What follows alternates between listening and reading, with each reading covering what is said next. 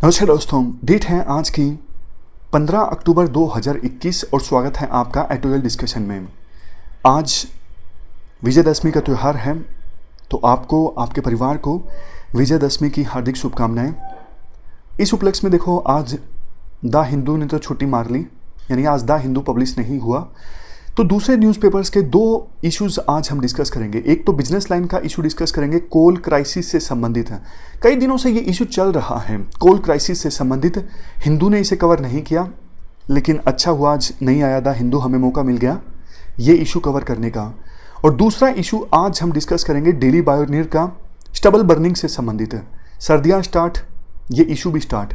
हर साल stubble burning के मामले आते हैं और हर साल आर्टिकल पब्लिश होते हैं। होपफुली सिचुएशन इंप्रूव होगी।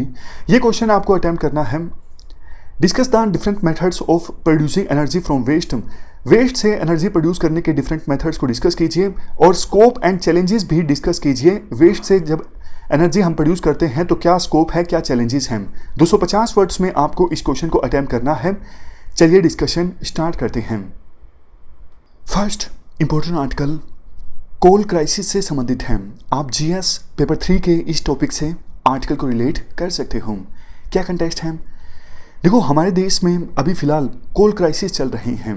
हाल ही में दिल्ली के मुख्यमंत्री अरविंद केजरीवाल ने प्रधानमंत्री मोदी को एक लेटर लिखा था कि जल्द ही कोल की समस्या पर ध्यान नहीं दिया गया तो हमारे देश के विभिन्न हिस्सों में, उन्होंने तो वैसे दिल्ली की बात की थी, लेकिन अगर कोल क्राइसिस पर जल्द ही ध्यान नहीं दिया गया तो विभिन्न राज्यों में या तो देखो लंबे लंबे बिजली के कट लगने स्टार्ट हो जाएंगे, या फिर हमें मजबूरी में बहुत महंगे दामों में दूसरे देशों से कोयला परचेज करना पड़ेगा।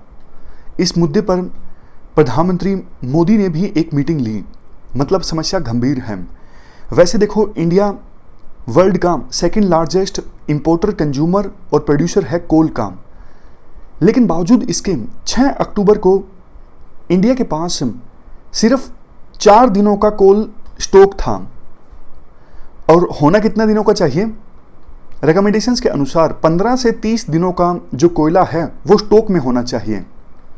10 अक्टूबर को एक दिन का और ऐड हो गया, यानी 10 अक्टूबर को 5 दिनों का एडवांस में कोयला जो था हमारे देश में स्टॉक था। देखो, देश में 70% जो इलेक्ट्रिसिटी जनरेट होती है ना, वो कोल से होती है, इसीलिए ब्लैकआउट का खतरा ज़्यादा है। इसके बाद देखो, क्वेश्चन ये उठता है, आखिरकार इंडिया में कोल क्राइसिस पैदा क्यों हुए? मतलब ये नौबत आई क्यों कि इंडिया के पास कोल का स्टॉक इतना ज़्यादा कम है? इसके पीछे मेनली देखो 2-3 रीजन्स रिस्पॉन्सिबल हैं। सबसे पहला रीज़न, इंटरनेशनल मार्केट में कोयले की जो कीमत है काफ़ी ज़्यादा बढ़ गई है। इस साल के मई में इंटरनेशनल मार्केट में कोयले की कीमत थी 75 रुपये पर मीट्रिक टन, लेकिन अब इंटरनेशनल मार्केट में कोयले की कीमत बढ़ के हो चुकी है 246 रुपये पर मीट्रिक टन। इतना महंगा कोयला अगर एनटीपीसी के थर्मल पावर प्लांट से परचेज करेंगे ना, तो इतनी महंगी इलेक्ट्रिसिटी पैदा होगी जिसे खरीदना बेचना बहुत ज़्यादा मुश्किल होगा इंडिया में। मतलब 15 रुपये पर यूनिट, 20 रुपये पर यूनिट। आप बताओ, इतना कोई कंज्यूमर देना चाहेगा? और सारा का सारा जो घाटा है इलेक्ट्रिसिटी डिस्ट्रीब्यूशन कंपनीज भी नहीं उठाना चाहेंगी। दूसरा रीज़न, इस साल मानसून थोड़ा ज़्यादा एक्टिव रहा, इस वजह से जो कोल माइंस हैं उनमें लंबे समय तक पानी भरा रहा, तो फिर परिणाम स्वरूप कोयले की माइनिंग ज़्यादा नहीं हो उसकी। नेक्स्ट रीज़न, देखो, जब हमारे देश में कोविड की सेकेंड वेव आई थी ना, तो लॉकडाउन्स लगे वेरियस स्टेट्स में, जिसकी वजह से जो इंडस्ट्रियल एक्टिविटीज़ हैं वो बंद हो गई। तो कोल इंडिया से वेरियस प्लांट्स ने कोयला परचेज करना कम कर दिया, क्योंकि इंडस्ट्रियल एक्टिविटीज़ तो एकदम से बंद सी हो गई, इलेक्ट्रिसिटी की डिमांड भी कम हो गई। तो कोल इंडिया से चूंकि वेरियस प्लांट्स ने कोयला परचेज करना बंद कर दिया, तो कोल इंडिया ने भी माइनिंग जो है वो बंद कर दी। लेकिन जैसे ही लॉकडाउन खुला, एकदम से कोल की जो डिमांड है वो बढ़ गई। एकदम से डिमांड बढ़ गई तो अब उस प्रपोर्शन में कोयला जो है वो माइन नहीं किया जा रहा है कोल इंडिया के द्वारा, क्योंकि थोड़ा वक्त लगेगा ना उसी पेस में आने में। इसके बाद नेक्स्ट रीज़न, देखो चाइना में भी कोयले की कमी हो गई और चाइना भी कोल इंपोर्ट करता है, तो चाइना की जेबें तो आपको पता है भरी हुई हैं। चाइना वर्ल्ड में दूसरे कंट्रीज से काफ़ी एग्रेसिवली कोल परचेज कर रहा है, जिसकी वजह से कोल की जो डिमांड है इंटरनेशनल मार्केट में और भी ज़्यादा बढ़ गई है और डिमांड बढ़ने से रेट जो हैं वो और भी ज़्यादा बढ़ गए हैं। इसके बाद क्वेश्चन ये उठता है, इस कोल क्राइसिस से निपटने के लिए क्या किया जा सकता है। देखो दो तरह के स्टेप्स लिए जा सकते हैं, एक तो इमीडिएट, एक लॉन्ग टर्म में। इमीडिएट स्टेप्स क्या हो सकते हैं, या तो आप कोयले की डोमेस्टिक प्रोडक्शन को इंक्रीज करो, या फिर कुछ इंडस्ट्रीज जैसे स्टील, सीमेंट, कंस्ट्रक्शन, यहाँ पर कोयला इस्तेमाल हो रहा है, थोड़ा कोयला यहाँ से डाइवर्ट करो, या फिर आप ग्लोबल मार्केट से महंगा कोयला परचेज करो। कुछ ना कुछ तो आपको करना ही होगा शॉर्ट टर्म में, ताकि कोयले की कमी से निपटा जा सके। बट लॉन्ग टर्म में काफ़ी सारे ऑप्शंस उपलब्ध हैं। लॉन्ग टर्म में देखो कोल के ऊपर हमें अपनी जो डिपेंडेंस है वो कम करनी होगी, दूसरे सोर्सेज से हमें ज़्यादा इलेक्ट्रिसिटी प्रोड्यूस करनी होगी। कुछ ऑप्शंस हमारे पास में हैं। सबसे पहले है सोलर पावर का ऑप्शन। सोलर पावर को बूस्ट दिया जा सकता है सरकार के द्वारा सब्सिडीज देके, कुछ इंसेंटिवाइज करके। ये देखो एक कॉस्ट इफेक्टिव सॉल्यूशन होगा कोयले को रिप्लेस करने के लिए। बट एक दिक्कत ये है, सूर्य जब चमकेगा, यानी सूर्य जब तक शाइन करेगा आकाश में, तब तक सोलर एनर्जी को प्रोड्यूस किया जा सकता है। शाम को नहीं किया जा सकता, रात को भी नहीं किया जा सकता। यही दिक्कत विंड मिल से है, यानी विंड एनर्जी के साथ है। जब तक हवा चलेगी तभी तक आप विंड एनर्जी प्रोड्यूस कर सकते हो, उसके बाद नहीं। इसके बाद ऑप्शन एक है न्यूक्लियर पावर। न्यूक्लियर पावर के साथ ये ड्रॉबैक्स नहीं है कि हाँ दिन में ही इलेक्ट्रिसिटी प्रोड्यूस की जा सकती है, या फिर हवा चलेगी तभी इलेक्ट्रिसिटी प्रोड्यूस की जा सकती है। बड़े स्केल पर न्यूक्लियर पावर जनरेट की जा सकती है एक साथ, लेकिन ड्रॉबैक भी यहीं से निकल के आते हैं, क्योंकि इतनी बड़ी मात्रा में मैग्नीट्यूड में जब न्यूक्लियर एनर्जी प्रोड्यूस होती है ना, तो उसे मैनेज करना मुश्किल हो जाता है। इसके अलावा न्यूक्लियर एनर्जी प्रोड्यूस करने के अपने रिस्क हैं। जैसे एग्जाम्पल दिया जा सकता है जापान का फुकुशिमा डिजास्टर, जो 2011 में सुनामी लहरें जब आई थी, जब घटित हुआ था, तो उसके बाद से विभिन्न देशों ने न्यूक्लियर एनर्जी को प्रोड्यूस करना कम कर दिया है। लेकिन देखो एक अच्छी बात यह है, solar energy, wind energy, nuclear energy, ये सारे जो ऑप्शंस हैं ना बिल्कुल क्लीन हैं। ये इन ऑप्शंस में कोई कार्बन डाइऑक्साइड प्रोड्यूस नहीं होती। मतलब इन ऑप्शंस को अगर अपनाया जाए तो ग्लोबल वार्मिंग, क्लाइमेट चेंज, इन समस्याओं को एड्रेस करने में भी मदद मिलती है। और क्या ऑप्शन हो सकता है? और ऑप्शन हो सकता है waste to energy treatment plants. बहुत सारा कचरा या फिर लिक्विड वेस्ट का इस्तेमाल किया जाए स्टीम प्रोड्यूस करने के लिए, और जो स्टीम प्रोड्यूस हो वो इस्तेमाल हो टरबाइन घुमाने के लिए और इससे इलेक्ट्रिसिटी प्रोड्यूस हो। वैसे भी देखो हमारे देश में कचरा काफ़ी ज़्यादा प्रोड्यूस होता है। हमारे देश में एक दिन में 1.5 लाख यानी 1,50,000 टन सॉलिड वेस्ट प्रोड्यूस होता है, जो कि वर्ल्ड में थर्ड लार्जेस्ट है, थर्ड हाईएस्ट है। इसमें से देखो सिर्फ 70% ही सॉलिड वेस्ट जो है वह कलेक्ट हो पाता है, और उसका भी सिर्फ 20% जो है सिर्फ उसी की प्रोसेसिंग हो पाती है। बाकी तो देखो उन्हें बिना ट्रीट किए लैंडफिल्स में गिरा दिया जाता है, और फिर कूड़े के बड़े बड़े पहाड़ क्रिएट हो जाते हैं। आपने देखा ही होगा दिल्ली में जो गाजीपुर में लैंडफिल है, बहुत बड़ा कूड़े का पहाड़ है। लेकिन इसी वेस्ट का इस्तेमाल किया जा सकता है इलेक्ट्रिसिटी प्रोड्यूस करने के लिए। ये तो देखो विन विन सिचुएशन होगी। और ये जो सॉल्यूशन है कि गार्बेज की प्रोसेसिंग, ये तो हमारे देश में जो स्वच्छ भारत मिशन 2.0 की गाइडलाइंस है उसे भी सपोर्ट करता है। स्वच्छ भारत मिशन 2.0 की गाइडलाइन में कहा गया है सॉलिड और लिक्विड वेस्ट को अलग अलग और अच्छे से मैनेज किया जाए। ये सॉल्यूशंस देखो इंडिया में भी कई सिटीज़ में अपनाया गया है और ग्लोबल लेवल पे भी बहुत अच्छे ढंग से अपनाया गया है। जैसे हैदराबाद में एक प्लांट है एम्बरपट प्लांट। ये प्लांट सिटी के फीकल स्लज को ट्रीट करता है। फीकल स्लज मतलब जो ह्यूमन वेस्ट होता है उसे ट्रीट किया जाता है इस प्लांट के द्वारा बायोगैस में कन्वर्ट करके, और फिर वही बायोगैस यूज़ की जाती है इलेक्ट्रिसिटी प्रोड्यूस करने के लिए, और बचा हुआ जो स्लज है उसे खाद में कन्वर्ट कर दिया जाता है। उसी खाद को फिर किसानों को बेच दिया जाता है। ये सॉल्यूशन हमारे देश में और भी सिटीज़ में इम्प्लीमेंट किए जा सकते हैं। इसके बाद एक दो एग्जाम्पल आप ग्लोबल भी दे सकते हो, जैसे कीनिया में एक लोकल स्टार्टअप है सैनिवेशन। ये फीकल वेस्ट को यानी ह्यूमन वेस्ट को कन्वर्ट करता है ब्रिकेट्स में। ब्रिकेट्स मतलब एक कॉम्प्रेस्ड ब्लॉक, इस प्रकार का एक कॉम्प्रेस्ड ब्लॉक हो जिसका इस्तेमाल किया जा सकता है खाना बनाने के लिए या फिर हीटिंग के लिए। बस एक आधा एग्जाम्पल बहुत है। लेकिन देखो लास्ट में कहा जाता है वे फॉरवर्ड में कुछ बैरियर्स हैं, कुछ चैलेंजेस भी हैं। क्या? देखो हमारे देश में 70% इलेक्ट्रिसिटी कोयले से प्रोड्यूस होती है ना, तो डायरेक्टली इनडायरेक्टली इससे बहुत सारे लोगों को रोजगार मिलता है। जैसे एक छोटा सा एग्जांपल है, रेलवेज का इस्तेमाल किया जाता है कोल को ट्रांसपोर्ट करने के लिए। इंडियन रेलवेज का जो फ्रीट रेवेन्यू है ना, वो 44% तो कोयले के ट्रांसपोर्ट से जनरेट होता है। कोयला ट्रांसपोर्ट करना अगर इंडियन रेलवेज ने कम कर दिया तो उनका फ्रीट रेवेन्यू बहुत कम हो जाएगा।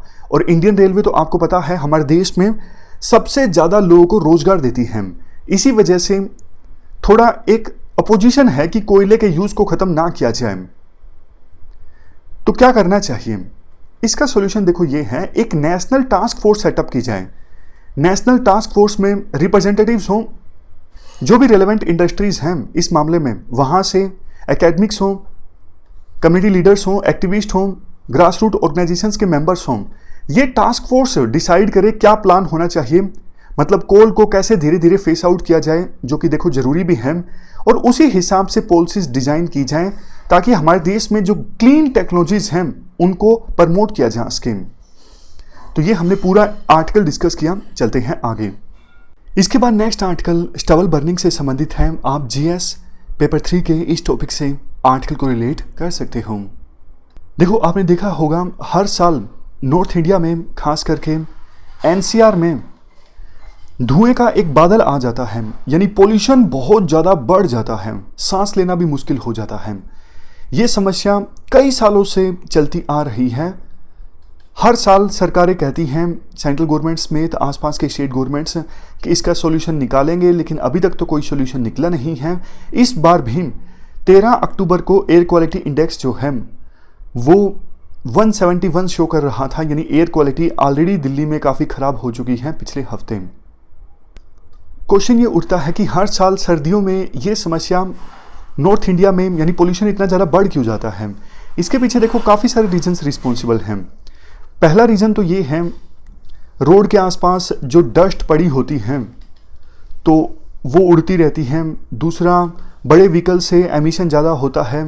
दिल्ली एनसीआर में कई सारे पावर प्लांट्स हैं जो एमिट करते हैं। और एक मेजर रीजन रिस्पॉन्सिबल ये है स्टबल बर्निंग का। स्टबल बर्निंग का मतलब क्या है? देखो खरीफ की जो फसल है ना, पैडी, इसकी हार्वेस्टिंग जब होती है तो पैडी की हार्वेस्टिंग और नई फसल यानी रबी की वीट की फसल उगाने में समय काफ़ी कम होता है, 10-15 दिन। तो किसान क्या करते हैं, पैडी की हार्वेस्टिंग करने के बाद जो रेजिड्यूज बचते हैं ना, उन्हें स्टबल कहा जाता है। उसको अगर मैनुअली काटा जाए तो टाइम काफ़ी ज़्यादा लग जाता है, और चूंकि जैसे मैंने आपको बताया टाइम भी काफ़ी कम होता है, तो किसान शॉर्टकट अपनाते हैं। वो पैडीज के रेजिड्यूज को आग लगा देते हैं ताकि उनका काम आसान हो जाए। एक तो मैनुअली नहीं काटना पड़ेगा, दूसरा जल्दी रेजिड्यूज साफ हो जाएंगे, जल्दी से उनको अगली फसल भी उगानी है। बट ये जो स्टबल बर्निंग होती है ना, इसका नुकसान क्या होता है? सर्दियों में देखो पंजाब हरियाणा से विंड्स चलती हैं दिल्ली की तरफ, हवाएं चलती हैं जो इस स्मोक को यानी धुएं को लेकर आती हैं दिल्ली में, और दूसरी तरफ वेस्टर्न यूपी रीजन से हवाएं चलती हैं दिल्ली की तरफ जो मॉइस्चर लेके आती हैं। तो मॉइस्चर आया वेस्टर्न यूपी की विंड से और स्मोक आया पंजाब हरियाणा की विंड से, दोनों आपस में रिएक्ट करते हैं, बन जाता है स्मोग। तो इसलिए ये धुएं का बादल बन के इमर्ज होता है सर्दियों में। ये तो हमने कुछ जनरल पॉइंट्स डिस्कस किए। देखो इस बार स्टबल बर्निंग के इंसिडेंट्स पंजाब हरियाणा में रिलेटिवली कम हैं, लेकिन गाजियाबाद, गौतम बुद्ध नगर जो यूपी के हैं इलाके, वहाँ पर स्टबल बर्निंग के इंसिडेंट ज़्यादा देखने को मिल रहे हैं। यूपी प्रशासन का रिस्पॉन्स क्या है? FIR दर्ज करना, और जो किसान ये स्टबल बर्निंग कर रहे हैं उन पर फाइन लगाना 2500 से लेकर 15,000 के बीच में। बट देखो इतना कम फाइन जब लगाया जाता है ना, तो किसानों पर कुछ खास असर पड़ता नहीं है, क्योंकि मैनुअली अगर स्टबल को काटा जाए तो और भी ज़्यादा पैसा लगेगा, 50,000, 1 लाख।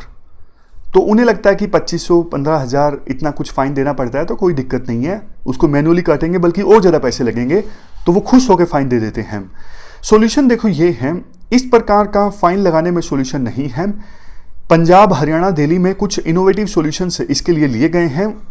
उन सॉल्यूशंस को बड़े स्केल पे इंप्लीमेंट किया जा सकता है यूपी में भी, और जहां जहां पर किसान उन सॉल्यूशंस को नहीं इस्तेमाल कर रहे हैं पंजाब, हरियाणा, दिल्ली में, वो किसान भी इन सॉल्यूशंस को यूज कर सकते हैं। जैसे दिल्ली गवर्नमेंट का एक सॉल्यूशन का जिक्र किया जाता है, पूसा डिकम्पोजर। इसे इंडियन एग्रीकल्चर रिसर्च इंस्टीट्यूट के द्वारा डेवलप किया गया है। ये एक low cost microbial bio enzyme है जो देखो क्रॉप रेजिड्यूज को डिकम्पोज कर देता है। अब जल्दी से जब क्रॉप रेजिड्यूज हैं, क्रॉप का, पिछली क्रॉप का जो बचा हुआ कचरा है, वो अगर डिकम्पोज हो जाएगा तो यही डिकम्पोज हुआ कचरा फिर खाद का काम करेगा अगली फसल के लिए। हजारों किसानों ने पंजाब और हरियाणा में अपने आप को रजिस्टर करवाया है फर्म के साथ इस डिकम्पोजर का, पूसा डिकम्पोजर का इस्तेमाल करने के लिए। एक बेंगलुरु बेस्ड स्टार्टअप है जिसने IARI के साथ में टाई अप किया है ताकि डिकम्पोजर के यूज़ को और ज़्यादा सिंप्लीफाई किया जा सके।